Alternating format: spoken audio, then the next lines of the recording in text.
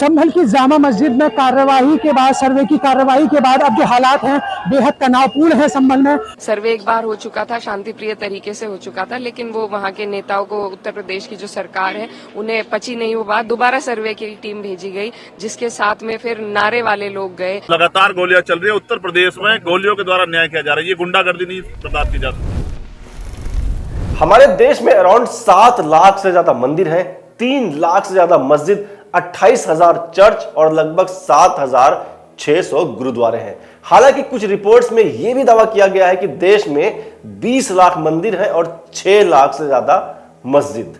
अब अगर हम धार्मिक स्थलों को लेकर आपस में लड़ते रहे तो शायद आने वाले 500 सालों में भी हम शांति से नहीं जी पाएंगे। सिर्फ एक बाबरी मस्जिद राम मंदिर विवाद ने देश को 50 साल से ज्यादा वक्त तक के लिए उलझा कर रखा। कितने दंगे हुए, कितने मासूम लोगों की जान गई और फिर राम मंदिर का निर्माण हुआ, इस सोच के साथ कि अब देश में फिर से ऐसी कोई घटना नहीं होगी। लेकिन पूरी तरह से जो हालात हैं इस वक्त संभल में वो कहीं ना कहीं खराब होते हुए दिखाई दे रहे हैं। वो क्या कह रहे थे वहाँ पर लेट के तुम्हारा बचने का एक ही चांस है। क्या पहले तो कह रहे हैं बेटा तुम 10 आदमियों को नाम सोच लो, जब हम सर अकेले गए तो 10 आदमी को नाम कहाँ से सोचे। दोस्तों आज का ये वीडियो हम सब के लिए बेहद जरूरी वीडियो है। इस वीडियो में मैं संभल के जामा मस्जिद को लेकर जो भी विवाद हुआ है उसके बारे में डिटेल में बात करने वाला हूं और आखिर में मैं ये आप पे छोड़ूंगा कि आप खुद ये डिसाइड करो कि कौन सही है और कौन गलत। संभल में हुई हिंसा के बाद मस्जिद के सर्वे का मामला सुप्रीम कोर्ट तक पहुंच चुका है। 29 नवंबर को इस मामले पर सुप्रीम कोर्ट में सुनवाई हुई। सुप्रीम कोर्ट ने सुनवाई के दौरान कहा कि निचली अदालत फिलहाल कोई एक्शन ना ले। सुप्रीम कोर्ट ने यह भी कहा कि इस मामले में हाई कोर्ट के आदेश के बिना कुछ भी ना किया जाए। यानी सुप्रीम कोर्ट ने निचली अदालत के सारे फैसलों पर फिलहाल रोक लगा दी है और उनको साफ साफ ये निर्देश दिया है कि हाई कोर्ट के आदेश के बिना वो इस मामले में कुछ भी ना करे। सुप्रीम कोर्ट ने निचली अदालत यानी ट्रायल कोर्ट को 8 जनवरी तक कोई भी फैसला सुनाने से साफ मना कर दिया है। साथ ही इलाहाबाद हाई कोर्ट को यह निर्देश दिया है कि जैसे ही मुस्लिम पक्ष याचिका फाइल करते हैं वो इस केस की सुनवाई 3 दिन के अंदर कर दें। सुप्रीम कोर्ट के इस फैसले को देश हित में एक अच्छा फैसला माना जा रहा है, जिससे देश में शांति बहाल होने में काफी मदद मिलेगी। दोस्तों हमारे देश में निचली अदालत किस तरह से काम कर रही है यह हम सब के लिए जानना बेहद जरूरी होता जा रहा है। सबसे पहले यह समझिए कि निचली अदालत में इस केस की सुनवाई क्यों शुरू हुई। उसकी वजह यह है कि कुछ लोगों को लगता है कि संभल की जामा मस्जिद असल में एक मंदिर है। उनका मानना है कि संभल में मुगल शासक बाबर के टाइम में बनी जामा मस्जिद जिस जगह पर बनी है पहले उस जगह पर हरिहर मंदिर था और इस विवाद में अब तक 5 लोगों की जान भी जा चुकी है, यानी 5 लोग मारे जा चुके हैं। हालांकि पुलिस रिकॉर्ड के हिसाब से 5 नहीं बल्कि सिर्फ 4 लोग मरे हैं। इस हिंसा में 5 लोग मारे गए। हालांकि पुलिस ने आधिकारिक तौर पर 4 लोगों की मौत की ही पुष्टि की है। सबसे पहले यह समझते हैं कि संभल में मस्जिद सर्वे के दौरान आखिर विवाद हुआ क्यों। संभल की जामा मस्जिद कोई आम मस्जिद नहीं है बल्कि यह एक ऐतिहासिक मस्जिद है जो ASI यानी आर्कियोलॉजिकल सर्वे ऑफ इंडिया के अकॉर्डिंग एक प्रोटेक्टेड मॉन्यूमेंट है। यानी इस मस्जिद को ना कोई तोड़ सकता है ना ही कोई किसी तरह का कोई नुकसान पहुंचा सकता है। संभल की जामा मस्जिद को लेकर यह विवाद 19 नवंबर को तब शुरू हुआ जब संभल से लगभग 25 किलोमीटर दूर कैला देवी मंदिर के महंत ऋषिराज महाराज ने कुछ लोगों के साथ मिलकर एक याचिका दायर की और यह दावा किया कि मस्जिद के अंदर हरिहर मंदिर है। वो हरिहर मंदिर है और जो साक्ष्य हैं वो हमने कोर्ट को दे दिए। वो हरिहर मंदिर ही है और जो भी प्रूफ हैं, साक्ष्य हैं, वो हमने कोर्ट को उपलब्ध करा दिए हैं और माननीय न्यायालय आपको बहुत जल्दी 29 तारीखों को अच्छा निर्णय सुनाएगा। याचिका दायर करने वाले लोगों में ज्ञानवापी मामले में रहे वकील हरिशंकर जैन भी शामिल थे। जिस दिन याचिका डाली गई सेम उसी दिन इस केस पे सुनवाई भी हो जाती है और निचली अदालत कुछ ही घंटों में यह फैसला भी सुना देती है कि जाओ मस्जिद के अंदर सर्वे करके रिपोर्ट फाइल करो।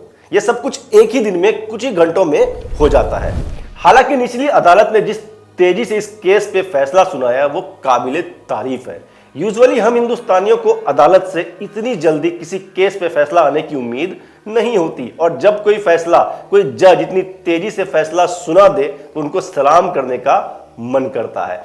अब इस केस की स्पीड देखो, याचिका दायर होने के कुछ ही देर में, सेम डे, कुछ ही घंटों में सुनवाई हो जाती है। अदालत का फैसला भी आ जाता है कि जाओ मस्जिद का सर्वे करके रिपोर्ट लेकर के आओ। जज साहब इतनी ज्यादा जल्दी में थे कि दूसरे पक्ष यानी शाही मस्जिद पक्ष को सुना भी नहीं और फैसला सुना दिया। और फिर अदालत के फैसले के बाद सेम डे यानी 19 नवंबर को मस्जिद में सर्वे हुआ। हालांकि उस दिन भी भीड़ इकट्ठा हुई लेकिन कोई तनाव नहीं हुआ, सब कुछ शांति के साथ हो गया। लेकिन जब संडे को यानी 24 नवंबर को दोबारा सर्वे हुआ तब भीड़ और पुलिस एक दूसरे के आमने सामने आ गए और कई घंटों तक पत्थरबाजी चलती रही और मामला काफी ज्यादा बिगड़ गया और 4 से 5 लोगों की जान चली गई इस हिंसा में। सूनी सड़कें, पसरा सन्नाटा और पुलिस की गाड़ियों से गूंजते सायरनों की आवाज, कुछ ऐसी है संभल की स्थिति। हालांकि इस हिंसा के बाद कई सारे पॉलिटिशियंस के बयान आए और उन्होंने सीधा आरोप लगाया निचली अदालत के जजों पे। उनका कहना है कि निचली अदालत के जज देश में आग लगाने का काम कर रहे हैं। आप इस क्लिप में सुन सकते हैं। ऐसा है, मैंने पहले ही कहा था कि इस तरह के जजेस भी, छोटे छोटे जजेस बैठे हुए हैं जो इस देश में आग लगवाना चाहते हैं, कोई मतलब नहीं है। वहीं दूसरी तरफ ध्यान से सुनिएगा, शाही मस्जिद के अंदर मंदिर ढूंढने वाले महंत ऋषिराज महाराज का क्या दावा है मंदिर को लेकर। जब बीबीसी ने उनसे पूछा कि उन्होंने ये दावा अभी क्यों किया जबकि ये शाही मस्जिद तो कई सदियों से यहां पर बना हुआ है, इस पर उनका कहना है कि अयोध्या मंदिर पर भी तो दावा हमने बहुत सालों बाद किया था, उसी तरह हमें लगा कि संभल में मंदिर वापस लेने का सही टाइम आ चुका है, इसलिए हमने अदालत का रुख किया और हमें हमारा मंदिर वापस चाहिए। ये दावा अभी क्यों? मस्जिद तो 700 साल। अयोध्या मंदिर में तो बहुत सालों बाद हुआ था। आपका मकसद क्या है? हरिहर मंदिर में पूजा करना। मतलब जो वो स्ट्रक्चर वहाँ है मस्जिद, उसी में पूजा करना है या नहीं? वो जो स्ट्रक्चर है वो स्ट्रक्चर मस्जिद का नहीं है, मस्जिद का उसको रूप दे दिया गया है। अदालत में जो याचिका दायर की गई है उसमें यह दावा किया गया है कि भविष्य में कल्कि भगवान का अवतार संभल में ही होने वाला है और शाही जामा मस्जिद ही वो जगह है जहां पर उनका अवतार होगा। यानी आप समझो इस बात को कि यह याचिका की असली वजह जो है वो कल्कि भगवान है। चलिए अब आपकी जानकारी के लिए बता दूं कि संभल में कल्कि भगवान से जुड़े 2 मंदिर पहले से ही बने हुए हैं। यही नहीं, आचार्य प्रमोद कृष्णम जिनका बीजेपी से काफी गहरा रिश्ता है, वो भी संभल से कुछ ही दूरी पर एक विशाल कल्कि आश्रम का निर्माण भी कर रहे हैं और पिछले ही साल हमारे देश के प्रधानमंत्री श्री नरेंद्र मोदी उस जगह का दौरा भी कर चुके हैं। अब यहां एक बड़ा सवाल यह उठता है कि जब संभल में कल्कि भगवान के मंदिर पहले से ही है तो फिर मस्जिद के अंदर कल्कि भगवान का मंदिर का दावा क्यों किया जा रहा है। इन सब के अलावा जो सबसे जरूरी बात है वो ये कि संभल हिंसा में गोली किसने चलाई, मरने वाले 4 या 5 लोग, उनकी मौत का जिम्मेदार कौन है। लोग खुल के कुछ भी बोलने को तैयार नहीं है, आखिर उन्हें किस बात का डर है। ये सारी चीजें एक साफ सुथरी ऑनेस्ट जांच से ही सामने आ सकती है। बात तो सही है। इस हिंसा में जो लोग घायल हुए हैं उनका कहना है कि गोली पुलिस ने चलाई।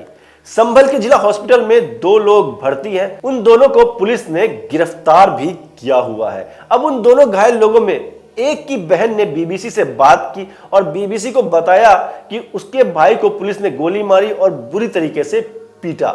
उस लड़की का यह भी कहना है कि पुलिस मेरे भाई को प्रेशर दे रही है कि वो ये बयान दे कि गोली पुलिस ने नहीं बल्कि भीड़ में से किसी ने चलाई थी, और अगर वो ऐसा बयान दे देता है तो हम उसका इलाज किसी अच्छे हॉस्पिटल में करा देंगे।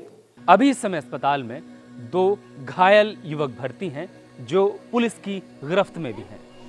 इनमें से एक की बहन ने हमें बताया, भागा दौड़ी में वो नीचे गिर गए, उन्हें पकड़ लिया, गोली मार दी उनके। और क्या फिर गोली किसने मारी? पुलिस वालों ने गोली तो मारी और फिर और वैसे भी मारा, डंडों से निशान हो रहे हैं सारे में।